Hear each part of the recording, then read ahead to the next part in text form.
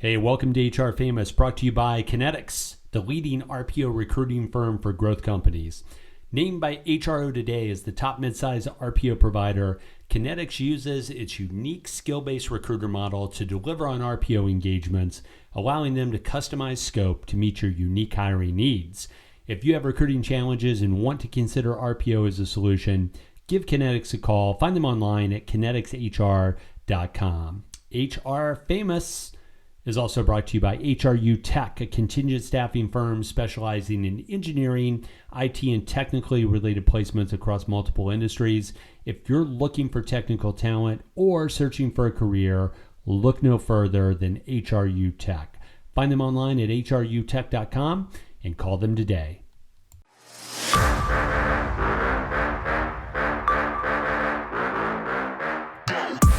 Hey, what's up, friends? HR Famous is the podcast. I'm Chris Dunn, CHRO of Kinetics.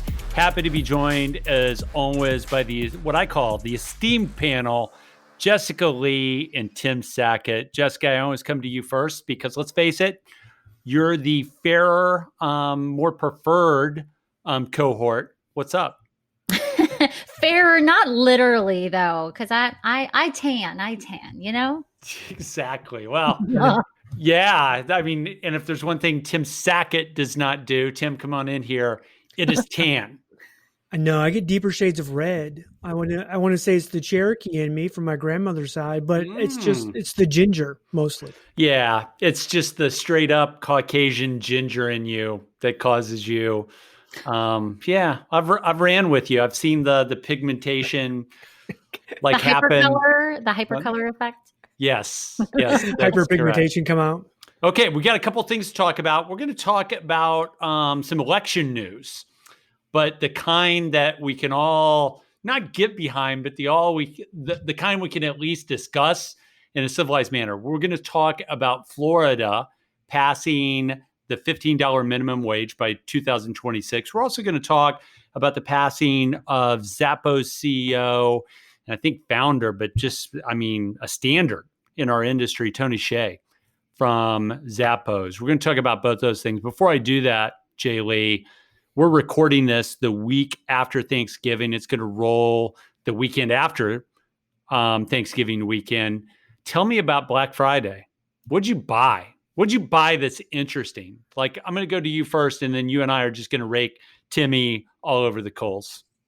Well, the sad thing is I didn't buy much because you'll just roll your eyes, but most luxury goods do not celebrate Black Friday and offer deals. So I was like, there's some things that I wanted, but I'm like, oh, they don't go on sale. Those stores don't have sales. Yeah, I see. The Maserati doesn't have a 30% off sale. It's a great segue to go to someone who does not care about luxury brands, someone who, not to say you're not the people's champion, JLee, because you are, but let's just go to Tim Sackett, because Tim Sackett did some shopping. JLee, here's the setup.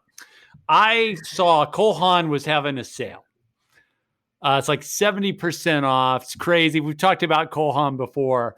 I sent the most outlandish pair of shoes to Tim Sackett via text with, in all caps, the word pimp.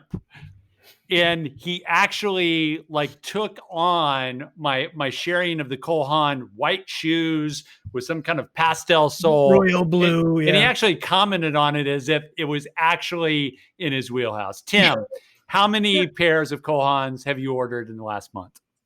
In the last month, just two. I also ordered 2 pair of Nikes. My black, I don't know if I go into some kind of turkey coma. When Black Friday hits, I lose my effing mind when it comes to shopping. Not only did I get 4 pairs of shoes, I probably ordered 7 pairs of pants, ungodly amounts of quarter zips, socks. I order so much crap. And then also I get into this thing where I start ordering the kids stuff for Christmas too. And I haven't even talked to them or my wife. Yeah. I literally, when the Visa bill comes, I have to hide for a week because it's going to be gross. It's tough to be Tim Sackett. So you'll both be happy to know that I ordered, this is a luxury brand, I believe, JLee. So I was lucky to find this deal on a In luxury Alabama? brand. I actually ordered Showtime for 99 cents a month for 2 months. Wow.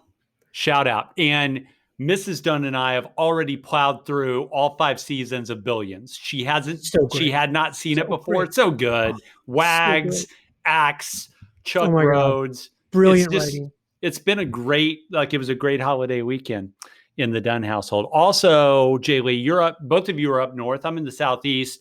And I would tell you that my legs, I mean, it's like 55 here today. My legs have gotten cold. I can't wear shorts to the gym anymore. So I started looking for, and I may call you later on, JLee, just to get your fashion sense. Started looking for just the right male jogger that I could pull off. Right? Yeah. You know what? My husband just got some nice Nike joggers, and I was like, they were cool. Okay. I may follow up with you to get that link. Maybe I can pull it off. Maybe I can't. All right. Let's get to the topics in the talent world. First thing we're going to talk about is an election thing. So, you guys may have heard that we had an election in November. A lot of stuff there, right? Very divisive. I've got a couple topics. We're going to talk about one today, but under the radar is the fact that California had a proposition for affirmative action that actually the state said no to by a pretty overwhelming margin. We're going to put that one on the shelf because I don't think the world's ready for that yet. And we're going to come back to Florida, where they actually passed a minimum wage hike. It was on the docket. They passed a minimum wage hike to $15 by the year 2026. So let me read the setup.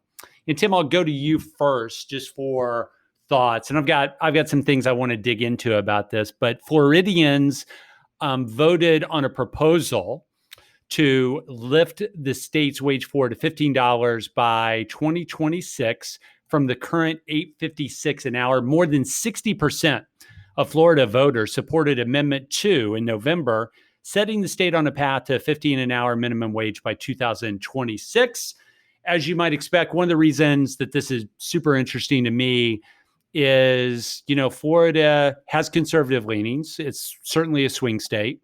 And it's really got this vital tourism industry where there's a lot of entry-level jobs. I think about International Drive in Orlando. A part you get million t-shirt drops. You get away from the Disney parks, and there's just this ecosystem of really just a sea of minimum wage jobs. So I think it surprised a lot of people. Now, the conversation point, Tim, I'll throw it to you, is first of all, interesting that Florida would do this and they would pass it by more than a 60 to 40% realm. So it's on the docket as an amendment. So this is everybody voting. Okay. This isn't your senators voting. This isn't your House of Representatives voting. This is the people voting. Florida voted it in. Tim, this comes with a bunch of stuff for the cost of doing business, but also kind of I want to dig in after you and JLee react. Also, kind of the cost of doing HR business and trying to figure a lot of stuff out on the fly. What do you see minimum wage to $15 in Florida, Tim? Go. I think it was an easy sell for them because it's so far out, right? I mean, you're talking, 5 years. 2026. It gets graduated in, right? But right. It doesn't hit 15 for the most part. Especially in Orlando or the big beach cities like Fort Myers, Miami, $15 is nothing. They're already probably paying that in many of those locations for minimum wage. This really impacts those areas outside of the metropolitan areas. There's good and bad. The economist studies that you read, really like every dollar increase to minimum wage isn't necessarily a job driver. At the same time, there was one I read today, which is just an offshoot of, they said if you raise the minimum wage by $1, it actually reduces suicide by a measurable amount, which I think, okay, hey, that's positive. But to me, this is when you go into our communities, we all live in bedroom suburb communities, and someone goes, don't you want better libraries for your kids? It's only going to cost you $500,000 or whatever. That only equates to 13 cents more per day on your taxes. And people are like, oh, for sure, let's do it. and they vote for it without really understanding the long-term or bigger impact. Jay, what was your take? Yeah, I mean, I think that one of the things that I hope people take away from this is that like it's not black and white and people are not like one dimensional. Like you could have voted for someone for president and have voted for a ballot measure like this in a way that people might intellectually say, well, you shouldn't be aligned to that. And I think like that's a great story to me, that it forces a conversation around like you're not just one thing and that you can have like dual perspectives on things. So that's the thing that I'm mostly stuck on. But I guess the other thing is like, you know, people talk about like, who does this impact and who's this going to affect? Like at the end of the day, like this is going to, you know, help with the quote unquote working poor or, you know, populations that historically have faced a lot of inequality. Like this is one step in the right direction, which I think is a positive thing. So I'm excited about it. But one thing that you just said also that, like, I don't know if folks are talking enough about, like, there's a lot of large employers in Florida and other states already who are paying this. So Target, you know, could be one. I think Starbucks is another example. The smaller businesses, yes, this is like, it's going to be interesting to see what the impacts are. But, you know, I'm excited that, you know, Florida of all places is going this direction. And it's probably a good thing to force the conversation everywhere else, which I think is good. Yeah, Jay, but real quick, Katie, like I think what Jay said too, like I think we saw this across a lot of states with a lot of things going on, you know, where people were splitting their political aspiration or ticket, whatever they were going to vote, with some other kind of, I think, more procedural kinds of things like this that they would vote for maybe differently. We saw that in a lot of areas. So, I mean, I think I was surprised by that. And again, pleasantly surprised by that as well. And hopefully that's a turn for the better for the country. So I think, you know, I wrote about this earlier this week, and I think all of us, or a lot of us, have had growth. Some of us didn't need growth. We were already there. But I think a lot of us have had growth understanding that a living wage and getting wages up is really important for people to make it. And also to make it on one job. We know that there's a lot of impacts when parents can't be around, right? Because they have like multiple jobs. I mean, that's just one of probably 100 different angles of this. So I think we can be conceptually cool with the topic of a minimum wage. Like I would grab onto what JLee said for some of the folks that are listening to this and, you know, would probably call BS on us to this point. I think we can also intellectually understand that some of the larger employers may already be there. But make no mistake about it, there's a day of reckoning for a certain piece of the economy that's coming on this. Now, to Tim's point, this is like an easier sell, right? Because it's like 2026. Like, yeah. I'm not even sure, like, we're going to be dead by then. Like, whatever. I mean, so it's easy to push out. But make no mistake, Tim Sackett, if you are a guy or a gal who has scraped together 5 or 6 Subway sandwich shops, because you can't make a living on one. So you've strung together 9 or 10 of these in strip malls in America. And to your point, Tim, maybe you're in Northwest Florida, you know, where it's a little more rural. You're not in one of the metro areas, and this gets forced on you. Got to tell you, Tim Sackett, there's some people, well, I guess there's 2 things. First of all, you know, who pays that freight? And what I would tell you is, you know, there's always this concept, like the subway guy doesn't have the opportunity really to raise prices. And Subway is just one example. It's probably the wrong one to grab onto. Yeah, I was going to say that, Kadia, I do think that somehow like the minimum wage thing becomes a consumer tax of sort, right? Totally. It's just going to get passed on. Yeah. I mean, again, we think employers are going to like, oh, they're going to cut jobs and they're going to do this. They're not. They're going to run their business. They're going to raise prices. But like you said, if Subway has a national or, you know, $5 footlong deal, you can't go against that. You lose your license, right? So it's going to be $6 for footlongs. Yeah. Well, it's way more than that now anyways. So, so I would disagree a little bit. I think the further you get down the food chain economically, from a small business owner perspective, I think the further you get down the food chain, the less leverage some of those people have to like charge more. So what I would tell you is if you're in a strip mall and I don't have like the right, Tim, maybe you could help me on this, or JLee, you can help me. Like Subway may be the wrong place to be, but if I'm up against a big company and I'm a franchisee who's doing my own thing, and maybe I've got the benefit of a national brand and I don't, it's much easier for that big company to show it on the balance sheet somewhere. Hard for me to raise prices. And you think about all the different sub-industries that are there, especially in retail. Hey, Katie, and I just worry a little bit. Looking for the inside scoop on payroll? Whether you're a payroll pro or just curious about your paycheck, we've got 2 podcasts you cannot miss. It's About Payroll delivers the latest trends for payroll pros, and It's About Your Paycheck is here for employees, breaking down pay and rights in simple terms. 2 great shows, 2 great hosts, and endless insights to keep you informed and empowered. Subscribe now and elevate your payroll knowledge.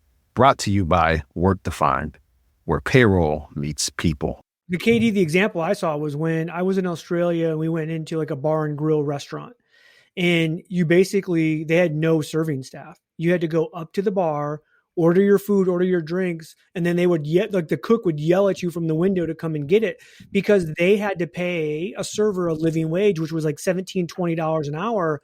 And so their idea with that was like, we're not going to do that. You come get your own. So through automation or self-serve, that individual does not have a job, which if you're on the con side of the living wage, $15 an hour minimum wage, that's a big component. And we'll see people do that, right? Yeah. I do agree with you. Businesses will try and find a way to survive. For some of those businesses, it means fewer jobs, but not always. So again, back to the balance point, I think we all agree that, the living wage is important and we got to do better. I just always question, especially the smaller it gets, the ability to pass price increases on. Unfortunately, I'm old enough to remember at a different time when Walmart, JLee, you don't remember this at all. Walmart used to have stickers on everything in Walmart that said "Made in the USA." How cute! Over the China sticker, yeah. Yeah, right. Hey, JLee, I'll give you another angle to this. The other thing I see coming with this, so talking more HR mechanics on this, I think the other thing, let's say that we get through this and things will work out. There's going to be some bad shakeouts. A lot of people are already doing it, to your point. I think people that make this change, I think one thing that happens, JLee, is compression from a compensation perspective. So let's say you've got people at $10 an hour, you've got to get them to $15 an hour, and you're a company with 1,000 people. I think compression to some of your lead hourly positions that are already making $16, $17 an hour, and compression to that first level supervisor becomes problematic. I think folks like us in the HR world have to have a plan for that. And I think it's one place where when people vote, or even lawmakers, I don't think they think a lot about the compression. Does that make sense to you, JLee? Yeah, you only have a finite pot of money, right? And right. If raising your prices on everything isn't the option, you got to find the trade-off somewhere. And so people are going to have to get creative around what does that mean, and how do you keep people engaged and retain them so that they're not taken off for something else? Yeah. So Tim Sackett, for example, could have a lead recruiter. Let's just say that in quotation marks. He's got a lead recruiter and he ups his minimum. By the way, Tim pays much more than the minimum wage at HRU Tech. But he ups, just play along with me. He ups the minimum, and all of a sudden his lead, who's the honor guard, says, well, why am I dealing with all of Tim's bullshit, weekly meetings as an hourly lead, when I could just be on the front lines, totally, just cranking out the widgets, and I don't have to deal with Tim's bullshit. Tim Sackett, how do you respond to that compression issue? Hey, everybody has their thing. I remember actually talking with a line worker at GM that basically had a PhD in something. And I asked him, I'm like, dude, why don't you become a professor or a science, whatever he was, right? I can't remember what his degree was in. And he's like, look, I'm making $75,000 a year, great benefits. I come in for 8 hours. I go home, never have to think about it again. that's compression, right? For him, it was like this brainless stuff is great. It pays all my bills, and then I can go home and do anything I want creatively or professionally or whatever. I'm like, all right, good for you, man. It's like you got to think about that $50 an hour job, like at Subway, that I'm so stuck on. $5 foot long. Okay, so let's segue a little bit. We're going to bring the lights down a little bit because we're doing this the week after Thanksgiving. We'll be a week late when you hear this news, but we couldn't let the news that Tony Hsieh, founder, CEO of Zappos, and creator of a lot of tenets that we accept to be true in the world of HR on company culture, service-oriented culture. Tony Hsieh from Zappos passed away, and we couldn't let that go without kind of reflecting on everything that Tony Hsieh and what he built at Zappos has meant to the HR world. JLee, what's the first thing you thought of when you had heard the news that Tony Hsieh had passed away? Oh God. I think it's a loss. One of the things I love about Tony Hsieh and what he's done in our space is, even if you don't agree with all of his ideas and the things that they tested, I think what for me he's done is elevated the dialogue around culture and HR to a broader level. And also kind of created a sense of permission, or at least got the conversation going about what is possible, even if the things don't work. And so it's quite sad. It is quite sad. Tim, I'm not sure there's a person that has had more to do with HR people and the executives that are with them to assume that HR is responsible for company culture than Tony Hsieh. No, it's, he was to me, the biggest thing I took away from him as a leader was his ability to really allow HR to try and test just about anything. Right. He was so open for that. How do we create the best company ever? And let's just start trying stuff. And Katie, we were talking before, we got on, I wrote a post about Zappos ripping on Tony, asking for Tony's help, because every time in 2009, 2010, 2008, if you went to an HR conference, there was a Zappos person on stage talking about how great they are and all the stuff they do. And my post was making fun of that. How can they be so great at HR when no HR people are ever in the office? And Tony actually responded with a marvelous comment on FOT. We'll put it up in the liner notes and so people can see it, because it's too long to go into, but it shows again what kind of a leader he was, how brilliant he was, how wickedly funny he could be. Real loss, I think, from a leadership standpoint. Even Bezos, when Bezos bought Zappos for $1.9 billion, he wanted Tony to keep running the show, and actually was one of the only ones that he kept his hands out of, because he's like, you do it, man. You guys don't know what you're doing. He probably said, Tony, can you come run my distribution centers too? I think those are going to be problematic for me. I'm joking. Yeah. By the way, we have a union organizing drive in Birmingham, Alabama called Bamazon.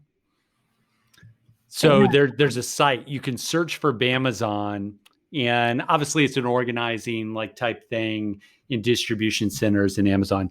JLee, hey. One of the things I think about when I think about Tony Hsieh and Zappos is, first of all, Tim's exactly right. I think anytime that you drive something so hard that some of the people who once drank all the Kool-Aid peel off and they said, I've heard it too much.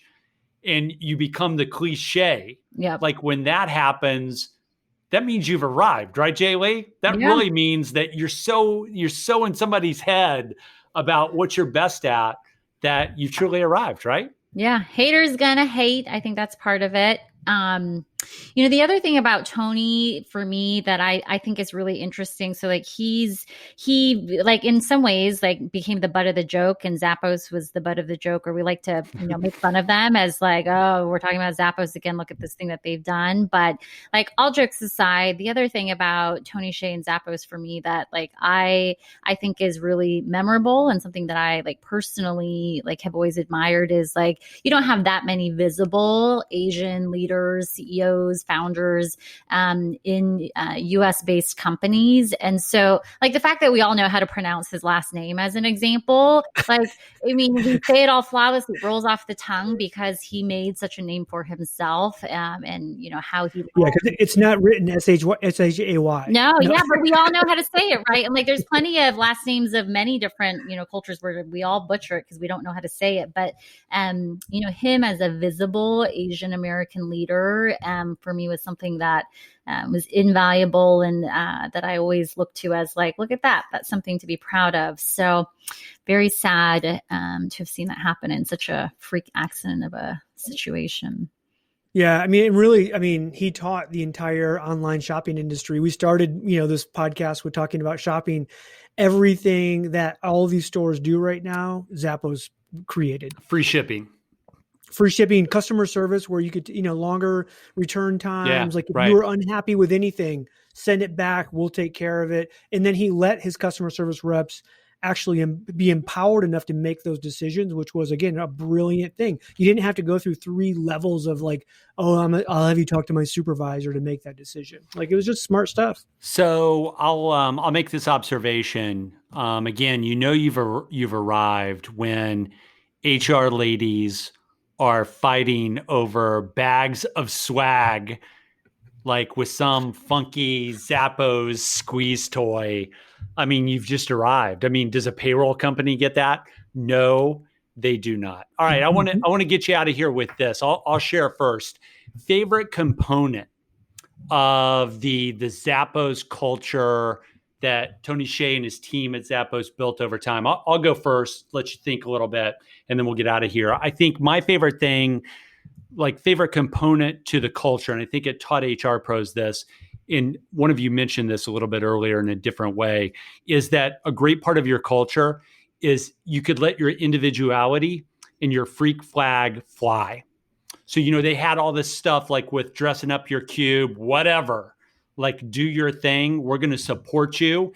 And really, they hired a different brand of person because they were really focused, because they would let somebody's freak flag fly. I have to say that slowly.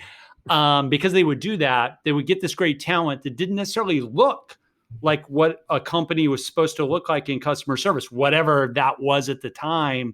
And I think it opened everybody's eyes. JLee, anything that pops to mind to you, just with all the stuff that's been written about what Tony Hsieh built at Zappos, that you just appreciate the most, in addition to him being an Asian leader? One word, holacracy. We know that word because of Zappos. Not to say it worked or it was right, but the fact that they were like so willing and like it became a part of everyone's vocabulary, holacracy. I think that is like amazing, astounding. Nobody has a boss. Yeah. Tim, I wrote many times about that and how screwed up I thought that was. Tim, anything to add to that? Anything that we haven't mentioned that you automatically think about? Pay people to leave you. Yep. You know, Zappos is one of the first companies that says, hey, you've been here 90 days. Let's have this meeting. We think you're great, but we're going to offer you $1,000 right now to leave us, because they wanted people that really wanted to be there. So let your freak flag fly, holacracy, and paying people to leave. Those are 3 things out of like at least somewhere in the mid double digits that Tony Hsieh and his team at Zappos built over time. I'm going to say this, rest in peace, Tony. You had a lot of impact. Everybody knows that. We just wanted to take some time to talk about it. Rest in peace. Shout out to the Zappos family as they kind of recover from this tragedy. And by the way, on a lighter note, Tony, you taught Tim Sackett to shop, which has been unbelievable for the American economy. All right, so that's it for this week. The HR Famous crew. I'm Chris Dunn. She's Jessica Lee. He's Tim Sackett. Until next time, we are out.